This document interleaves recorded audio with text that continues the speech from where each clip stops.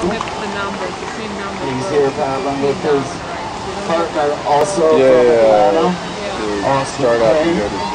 Now we're into the top 5. Ted Dennis, Eric Emerson, Austin Crane, Jeff Lammer, and the man of men, Ben Fraker, last year's national champion, and also top finishing vote this year in the International Canoe Federation's World Cup.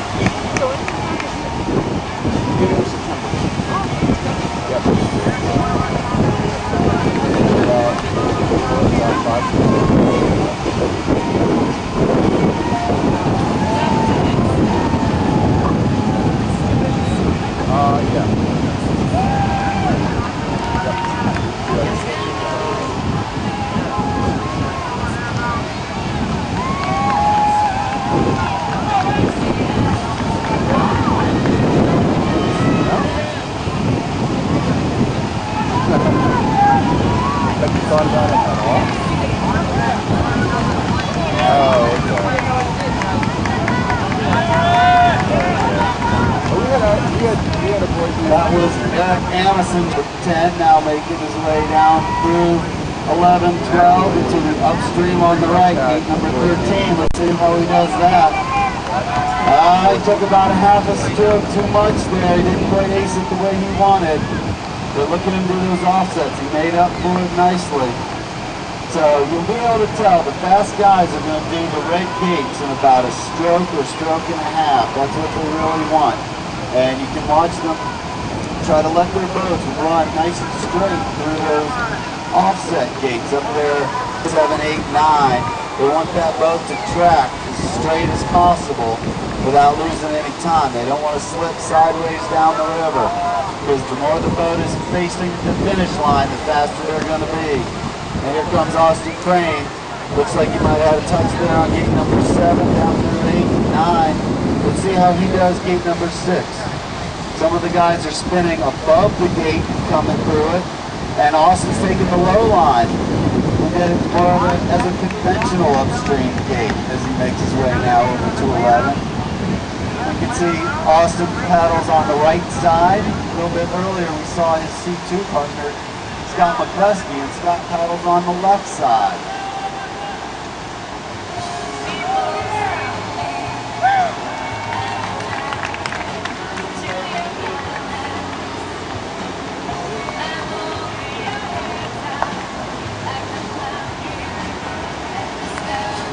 Alright, boat number 2 at the top of the course now. This is Jeff Lammer.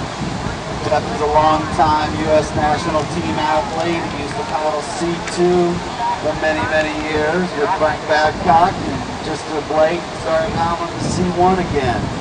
He had some really outstanding races this summer at the World Cup.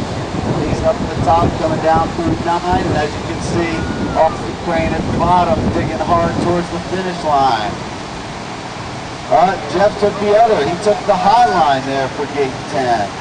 It'll be interesting to see how we, on the second runs, how that plays out.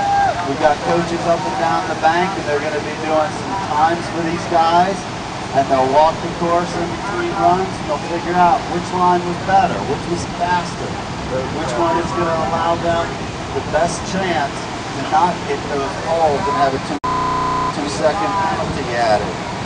And they want to make sure they don't miss any of these gates, because if they do, they're going to have a 50-second penalty added to their time. Up at the top, down through 7, over to 8. This is the man among men, Mr. Preppy, Mr. Cool. This is Ben Fraker. He's a right-handed paddler there. Give him some love, people. Look at that move! Up and around, taking the high line. This is why he is one of the very best C1s in the world. Ben, I believe, is only 17, 18 years old, something like that. He's a good-looking man, too, I don't mind saying.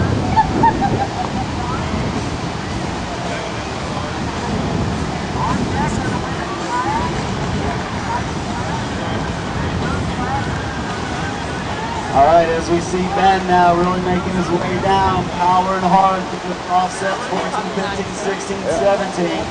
He's going to have to come over, do that upstream on the left, number 18, and then do a nice little jump boot right over the corner of the rock and do an S-turn upstream at 18 and make his way down to the finish line. So Ben is our last C1 competitor, and we're going to wait to see how these times play out.